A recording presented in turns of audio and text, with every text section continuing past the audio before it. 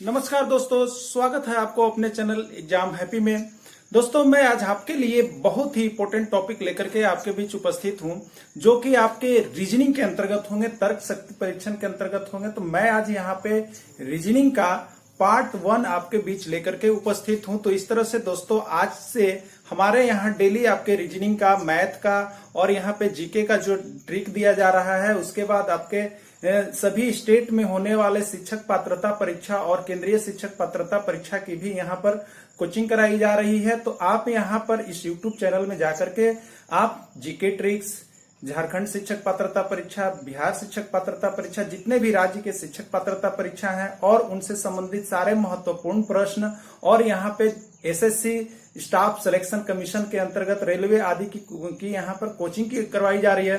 तो आप इस वीडियो में जुड़ करके आप यहाँ पर देखेंगे आज टॉप 5 रीजनिंग, ठीक है, टॉप 5 रीजनिंग। और मैं वैसे रीजनिंग को लेकर के आपके बीच उपस्थित हूं जो कि हर किसी एग्जाम में आया हुआ है, और जो एग्जाम में आए हुए हैं उसका मैंने यहाँ पे बोर्ड पे मेंशन कर दिया है। तो आप फ्रेंड्स चुटकियों में आज से रीजनिंग को हल करना हमारे साथ सीखेंगे। तो यदि आपको भी रीजनिंग की आवश्यकता है तो आप हमारे साथ, हमारे चैनल के साथ जुड़िए। मैं आपको यहाँ पे सारी चीजों को, जो भी आपको एसएससी, जेएसएससी, सीजीएल के अंतर्गत एग्जाम में प्रश्न आएंगे, उसको मैं यहाँ पर लेकर के वीडियो के रूप में उपस्थित होता हूँ।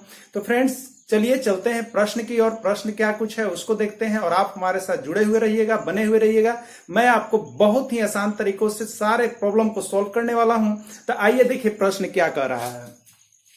देखिए, इस तरह के प्रश्न आपके रीजनिंग सेक्शन के अंतर्गत आते हैं, चाहे आप जेएसएससी की तैयारी कर रहे हो, एसएससी की तैयारी कर रहे हो, बीएसएससी की तैयारी कर रहे हो, रेलवे की तैयारी कर रहे हो, एनटीपीसी, किसी की भी तैयारी कर रहे हो। तो ये रीजनिंग आपके लिए अहम पार्ट होता है।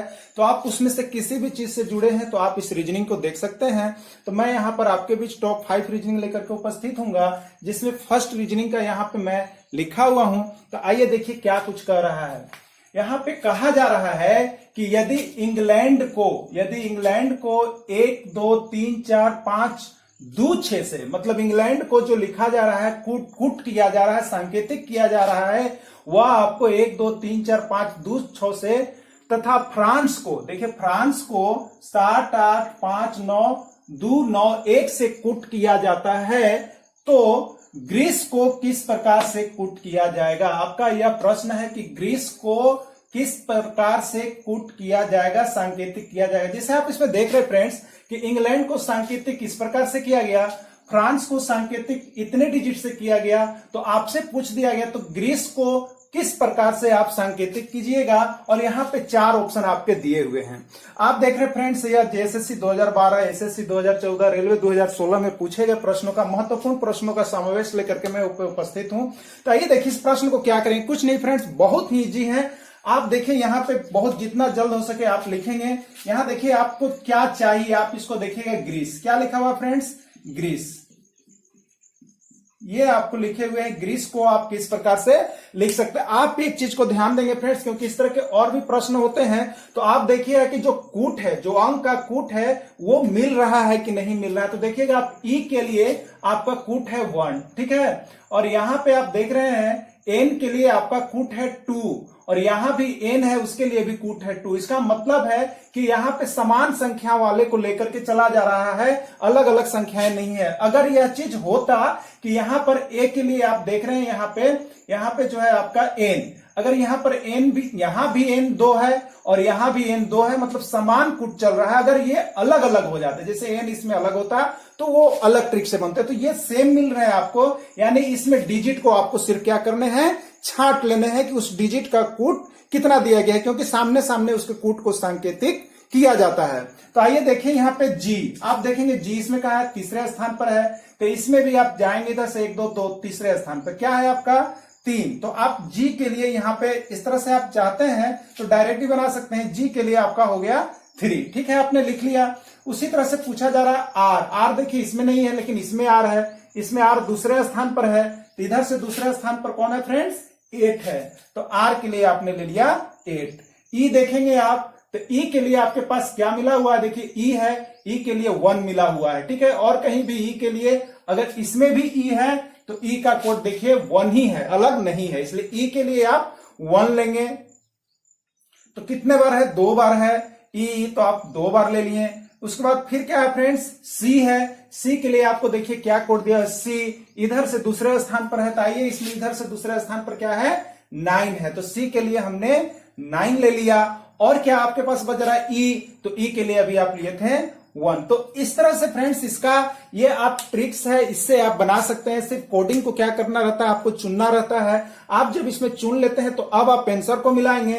तो आप देखिए आपके पास यहां पर ऑप्शन के रूप में दिया हुआ है, फर्स्ट आप देख के चलेंगे 381191, 381191, ये आपके टैली कर गए हैं, जो कि आपके सही आंसर है। और जैसे ही आपका मिल जाता है, आपका यहां पर आंसर कंप्लीट हो जाता है। तो इस तरह से आप इसमें क्या ध्यान देने वाली चीज है, कभी कभी जैसे एन है और यहीं पर एन है, लेकिन अलग अलग अगर डिजिट दिए हुए हैं तो वो अलग प्रकार से बनेंगे। लेकिन सभी जगह अगर एक ही कोड चल रहा है, अगर एन का यहां 2 है, अगला में भी 2 है, सबका सेम कोड चल रहा है, तो सिर्फ आपको डिजिट को छांट लेने हैं और उसका आंसर आपको देने हैं। तो फ्रेंड्स अब चलते हैं, यहां पे हम चलेंगे इसके नेक्स्ट प्रश्न, सेकेंड प्रश्न की ओर। तब तक आप इसका क्या करेंगे, यहां पे आप इसका स्क्रीनशॉट ले लेंगे। अब मैं आता हूं इसका सेकेंड नंबर प्रश्न को लेकर के।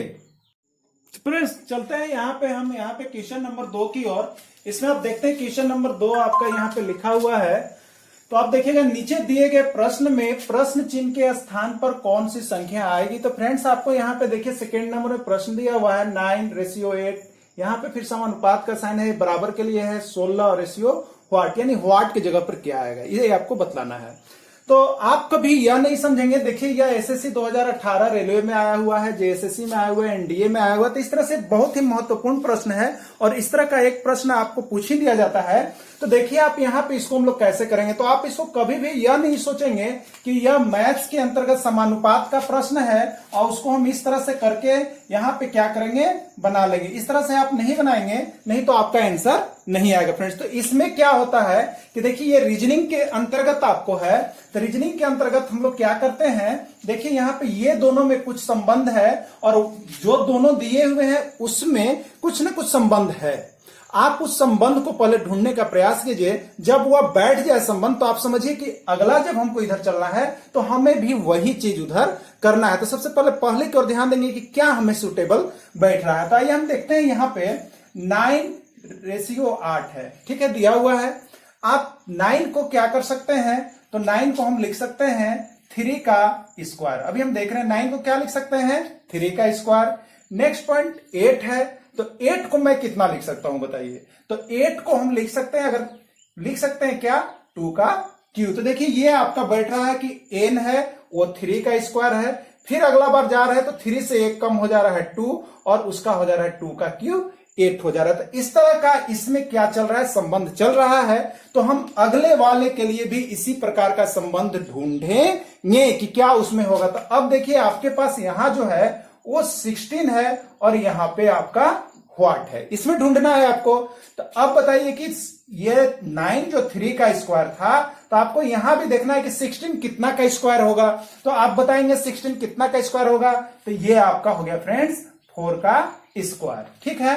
आपने नेक्स्ट इसमें क्या देखा, तो 3 में से 1 आप घटाएं तो 2 हुआ और 2 का आपने क्यू किया इसमें। तो इसमें भी वही करेंगे, 4 में से आप क्या कर लेंगे, -1 करेंगे, क्या बचेगा आपका 3 और 3 का क्या करेंगे आप, यहां पे क्यू किए हैं तो इसमें भी आप क्यू कर लेंगे, ठीक है।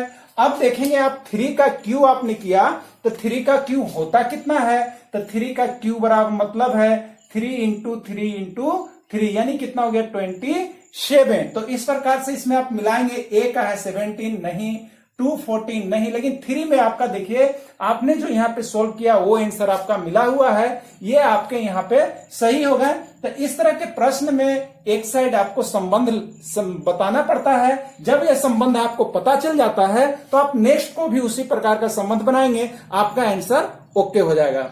चलिए इसके बाद हम यहाँ पे चलेंगे, इस तरह से आपने इसमें देखा। इसके बाद हम चलेंगे इसका नेक्स्ट, यहाँ पे नेक्स्ट क्वेश्चन चलेंगे जो 3 नंबर होगा, इसका आप स्क्रीनशॉट ले लेंगे फ्रेंड्स। फिर हम आते हैं 3 नंबर प्रश्न की ओर।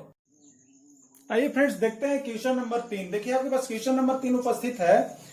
इसमें आप देख रहे हैं लिखा हुआ है दिए गए विकल्प में लुप्त संख्या ज्ञात करें। यहाँ पे आपको देखिए एक टारगेट दिया हुआ है, डाटा दिया हुआ है।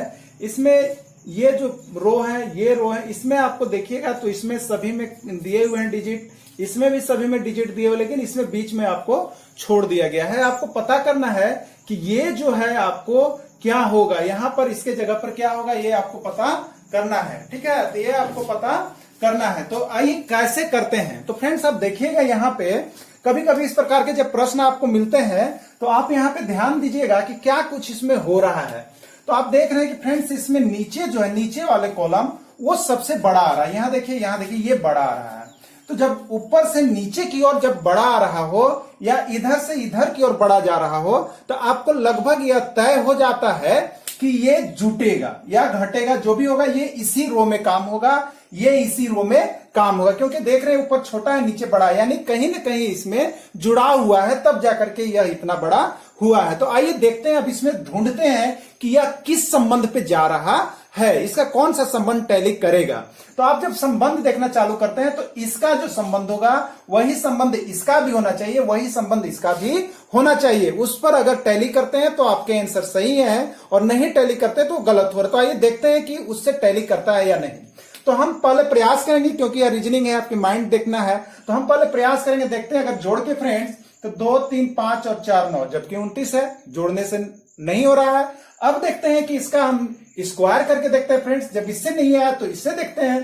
तो अगर आप यहाँ 2 है तो 2 का स्क्वायर, इस कॉलम में प्लस क्या कीजिएगा इसका 3 का स्क्वायर, फिर क्या कीजिएगा 4 का स्क्वायर, और यहाँ पे देखते हैं तो 2 का स्क्वायर आपका हो गया 4, 3 का स्क्वायर हो गया 9 और 4 का स्क्वायर हो गया 16। यानी आप जोड़ते हैं इसको तो 16 प्लस 9 25 और 4 29। देखिए ये, यानी इसमें एक आपका रिलेशन क्रिएट हो गया कि वह जो है 2 का इस सभी का स्क्वायर करके हम जोड़ते हैं तो नीचे वाला मेरा मिल जाता है। चलिए ये संबंध सही है कि नहीं, ये एक पर अभी सेटिंग हुआ है। अगला जो दिया हुआ है टोटल, उस पर भी हम बैठा करके देखेंगे। अगर वो सेटिंग हो जाता है तो ये रिलेशन है, और नहीं सेटिंग होता रिलेशन नहीं है। तो आइए देखते हैं यहाँ पे सेकेंड पर्सन की ओर की क्या इधर हो रहा है।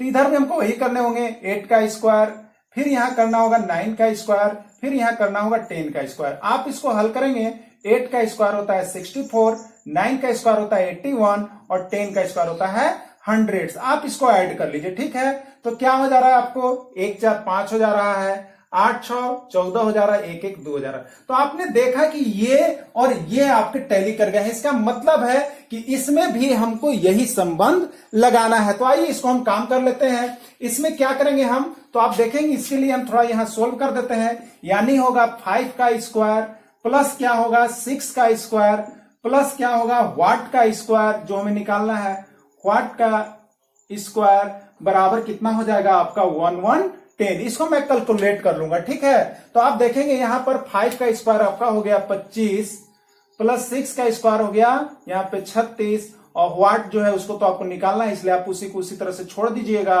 और बराबर कितने हो गए 110। इसको कैलकुलेशन आप कीजिएगा तो 6 5 11, 3 2 5 और 1 6, 61 प्लस व्हाट का स्क्वायर बराबर आ गया 110। कितना आ गया फ्रेंड्स 110। अब क्या कीजिएगा, तो ये आप निकालिएगा व्हाट का स्क्वायर बराबर 110 माइनस 61, तो व्हाट का स्क्वायर बराबर होता है आपके पास यहाँ पर आएगा 49। कितना आ जाएगा, आप घटा के देख लीजिएगा 49, और व्हाट बराबर क्या होगा जो हमको निकालना था उसका बराबर क्या होगा, तो ये स्क्वायर हटेगा तो इधर रूट बैठेगा, यानी हो गया आपका 49। अब 49 का आप यहाँ पे क्या कीजिएगा स्क्वायर रूट निकालिएगा। अब बताइए कितना हो गया, तो 49 का स्क्वायर रूट जब हम करते हैं तो ये आपके हो गए 7। तो यही आपके जो है यहाँ पे आंसर होने चाहिए। तो आइए देखते हैं यहाँ ऑप्शन की ओर की क्या कुछ है।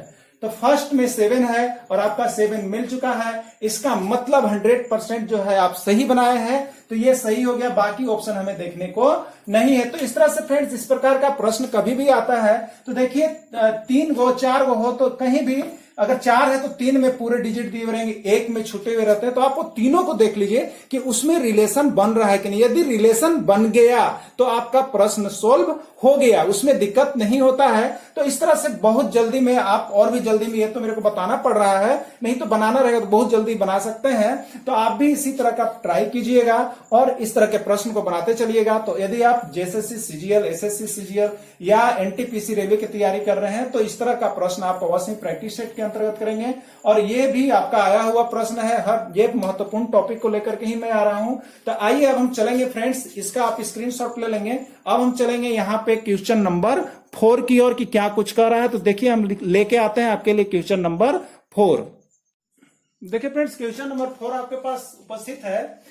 क्या दिया हुआ है कि नीचे दिए गए प्रश्न का सही वेन आरेख बताइए। क्या कर रहा है कि आपको वेन डायग्राम, देखिए आपको रीजनिंग के अंतर्गत एक वेन डायग्राम पढ़ना पड़ता है आपको। तो आप उसके अंतर्गत जब पढ़े होंगे तो इस सेट को बहुत ही अच्छी तरह से बना सकते हैं। जैसे उसमें आता है कि यहाँ पे सभी कुत्ते जो हैं बिल्ली हैं, और सभी जो कुत्ते हैं वो बिल्ली हैं, सभी चिड़िया जो हैं वो पक्षी हैं, कुछ कुत्ते बिल्ली हैं, कुछ कुत्ते जो हैं यहाँ पे कुर्सी है। तो इस तरह से प्रश्न बोला जाता है। तो उसके अंतर्गत जैसा बोला जाता है उसके आधार पर यहाँ पर हम लोग वेन डायग्राम बनाते हैं, या कभी वेन डायग्राम दिया हुआ रहता है तो उसके आधार पर आंसर हम लोग को बताना पड़ता है। यानी वेन डायग्राम आपका एक टॉपिक है जिसको आप बहुत ही अच्छी तरह से पढ़ लेंगे। आइए प्रश्न में क्या करा, मैं उसको थोड़ा सा आपको डील कर देता हूं कि इसका वेन डायग्राम क्या होगा और क्यों होगा। देखिए यहां पे कहा जा रहा है आपको इसका वेन डायग्राम बनाना है। ये पृथ्वी है, बृहस्पति है और सौर मंडल है। ठीक है, तो आप जानते हैं सौर मंडल जो हमारे यहाँ सौर सूर्य में उपस्थित जो चारों तरफ के मंडल है उसमें आपको सौर मंडल कहते हैं। और उस सौर मंडल के अंतर्गत हमारे सभी ग्रह भी आते है। उस सौर मंडल के अंतर्गत सारे ग्रह को आते हैं। ये सौर मंडल के अंतर्गत हमारे आगे पृथ्वी, सौर मंडल में ही जैसे सौर मंडल हो गया उसमें क्या क्या चाहिए, तो हमारे पृथ्वी, शुक्र, बृहस्पति, मंगल, शनि, यूरेनस, नेपच्यून, प्लेटो, ये सारे चीज आते हैं। यानी इसमें क्या हो जाएगा, तो ये सौर मंडल है, यानी सौर मंडल के अंदर जो है वो आपके आते हैं पृथ्वी और बृहस्पति। जो हमारे ग्रह हैं वो हमारे आते हैं, पृथ्वी भी यहां पर एक ग्रह है, तो वो किसके अंतर्गत आएंगे, सौर मंडल। और सौर मंडल के अंदर आ जाएंगे पृथ्वी और बृहस्पति। और ये पृथ्वी बृहस्पति क्या है, कोई अलग अलग हैं, दोनों अलग अलग चीज है। इसलिए यहां पे क्या करेंगे आप, कौन सा डायग्राम होगा, तो देखिए ये डायग्राम क्या बता रहा है, ये डायग्राम बता रहा है कि ये तीनों में कुछ न कुछ मिलता है, तीनों में कुछ न कुछ कॉमन है, इसमें तीनों में कॉमन नहीं है। ठीक है, यह भी बता रहा है कि ये जो है ये है, इसमें भी कुछ मिल रहा है, जो अलग अलग पार्ट्स को बता रहा है कि अगर ये राम है तो कुछ राम सीता है, कुछ सीता राधा, ये हो गया आपका। फिर यहां पर देख रहे हैं कि ये एक ही पार्ट के अंतर्गत दो को हैं, लेकिन दोनों में कुछ कॉमन मिलता है। जैसे कहें कुछ कुत्ता बिल्ली है, तो ये संबंध बनता है। ठीक है, अब यहां पे आप देखेंगे जो चौथे की बात आपको की जा रही है, तो यह मान लीजिए कि यह जो बड़ा वाला भाग है वो आपका सौर मंडल है, और सौर मंडल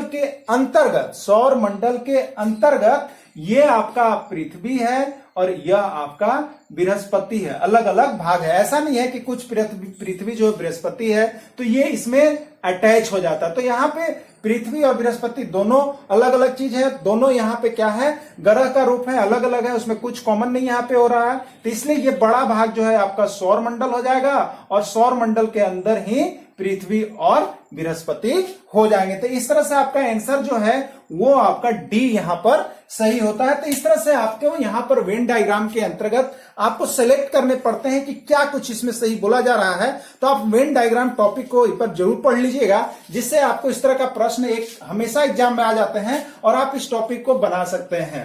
तो इस तरह से आपने यहाँ पे देखा, इसका मैंने यहाँ पे सोल्व किया।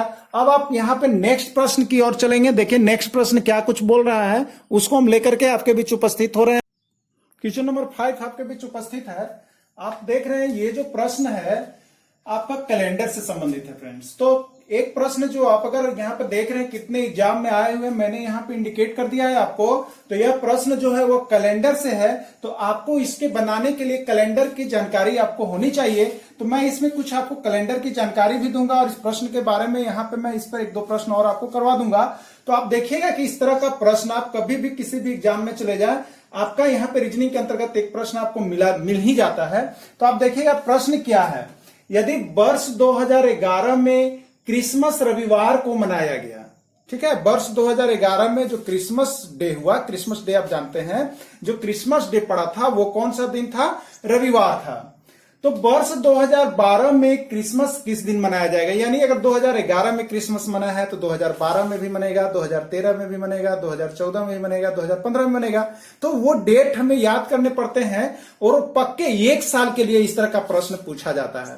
तो जब 1 साल के लिए आपका प्रश्न पूछा जाता है तो उस प्रश्न को आप कितना जल्दी में बना सकेंगे, ये ट्रिक आपको जानने की आवश्यकता है। तो इसके लिए सिर्फ अभी मैं डिटेल्स बता रहा हूं, लेकिन जब आप जान जाएंगे तो 2 सेकंड का 1 सेकंड में आप बना सकते हैं। लेकिन पहले आपको डिटेल्स जानने की आवश्यकता है, जिससे कि आप इस तरह के प्रश्न और भी थोड़ा सा पेचीदा हो जाए तो आप बना सकते हैं। इसका डिटेल्स क्या है फ्रेंड्स, ये चीज आप एक थोड़ा सा जान लीजिएगा। तो देखिए, अगर आपका कैलेंडर से संबंधित प्रश्न है तो आप देखिएगा सप्ताह में जो है यहाँ पे 7 दिन होता है। यानी मैं आपसे पूछूं, अभी मैं इस प्रश्न पे नहीं हूं, मैं आपको कंसेप्ट दे रहा हूं। जैसे मैं पूछूं कि 7 तारीख को यदि रविवार है, 7 को रविवार है, तो ये 18 तारीख को कौन सा दिन होगा? आपसे हमने पूछ दिया। तो ये तो बहुत आसान प्रश्न हो गया कि 7 रविवार है तो आप हाथ पे गिनेंगे, लेकिन आप जानिए कि आपका समय कितना जा रहा है। तो हम क्या करते हैं कि जो तारीख को पूछ रहा है उसमें आप 7 से भाग दे लीजिए, क्योंकि अगर 7 तारीख को रविवार है तो उसके जस्ट 7वां दिन यानी 14 तारीख को भी क्या होगा फ्रेंड्स? रविवार होगा। उसके जस्ट आगे वाला दिन यानी 21 तारीख को भी क्या होगा? रविवार पड़ेगा। इस तरह से इसमें चलता है आपका। तब 21 तारीख को रविवार है, 18 तारीख को आपसे पूछा तो रविवार के पीछे 3 दिन आप देख करके बना सकते हैं। लेकिन यहां पर रही बात कि यह तो बहुत छोटा प्रश्न है, इसलिए आप कर सकते हैं, लेकिन ये साल भर की बात है तो आप कैसे करेंगे? तो उस प्रश्न को बनाने के लिए आप देखिए क्या होता है, आप यहां पे 2 चीजों की जानकारी रखेंगे। ठीक है, आप यहां पे 2 चीजों की जानकारी रखेंगे। एक होता है यहां पर देखिए लीप ईयर और एक होता है नन लीप ईयर। ठीक है, इसको आप जानते हैं नन लीप ईयर।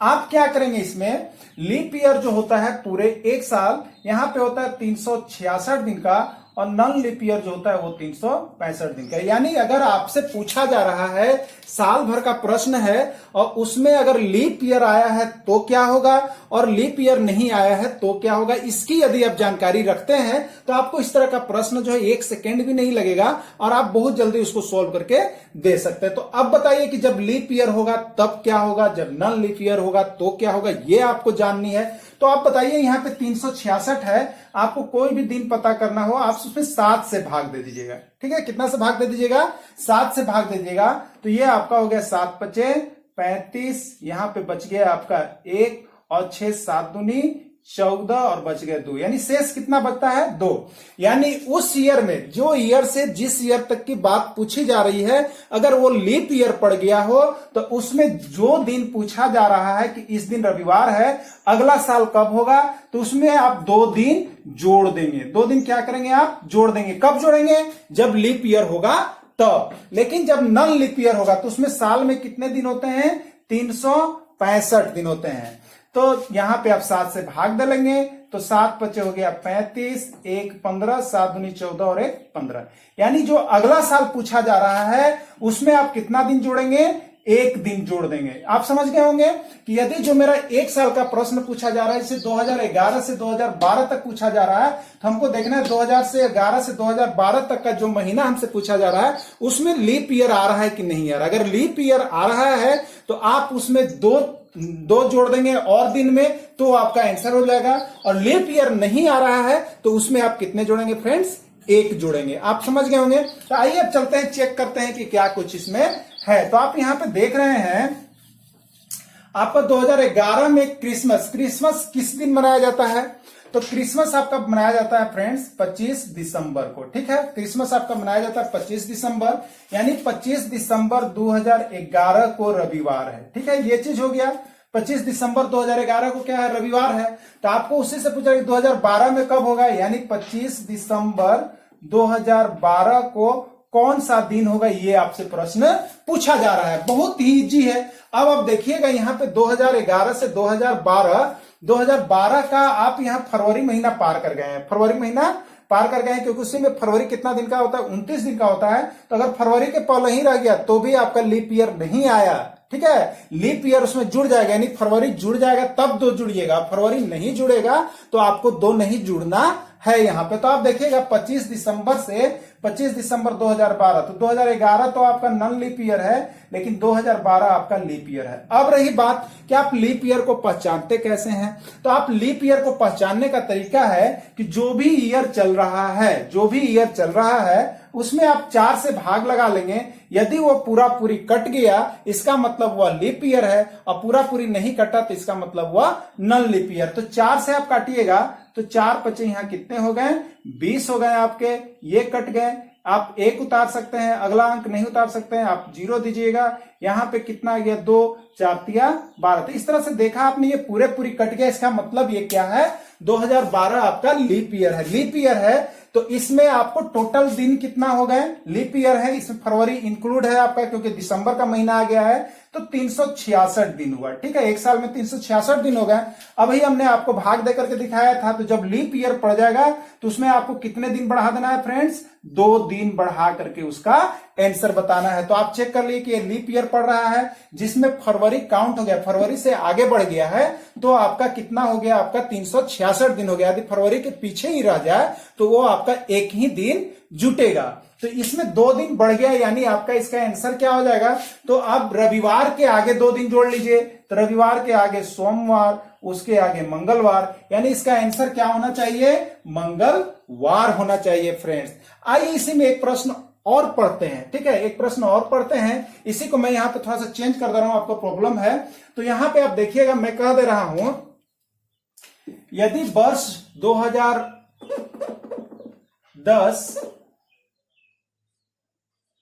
वर्ष 2010 में क्रिसमस रविवार को मनाया गया, तो वर्ष 2011 में, अब देखिए यहां पे वर्ष 2011 में क्रिसमस किस दिन मनाया जाएगा, आपको यहां पर देखना है। तो आइए देखिए, इसी चीज को जस्ट हम बनाते हैं। देखिए क्या कुछ इसमें है, तो आपसे यही चीज करना है, आपको क्या कुछ कह रहा है। तो आप देखिएगा यहाँ क्रिसमस रविवार को, मतलब 25 दिसंबर 2010, ये आपका रविवार दिन है।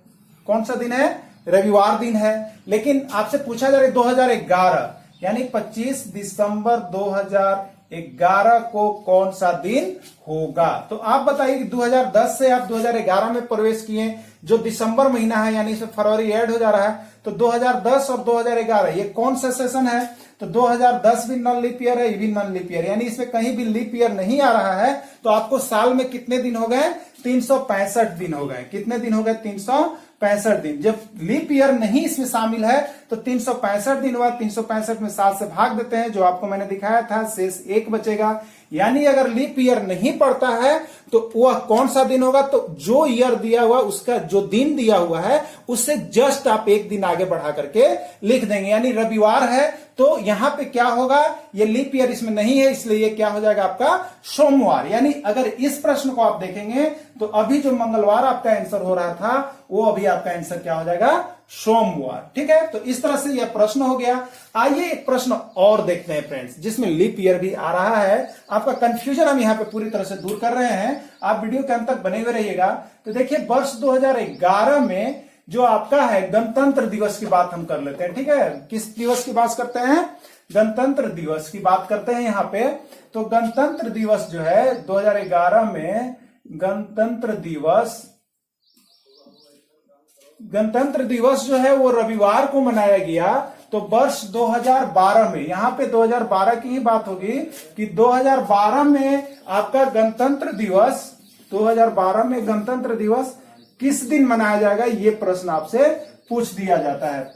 गणतंत्र दिवस किस दिन मनाया जाएगा। ठीक है, तो देखिए इस प्रश्न को हम बनाने की ओर चलते हैं। आप यहाँ पे देखिएगा, देखिए आप यहाँ पे क्या है, आप अब जानिए कि गणतंत्र दिवस किस दिन मनाया जाता है। तो गणतंत्र दिवस जो आपका है वो मनाया जाता है फ्रेंड्स 26 जनवरी। ठीक है, यानी 26 जनवरी 2011 को आपको रविवार पड़ रहा था।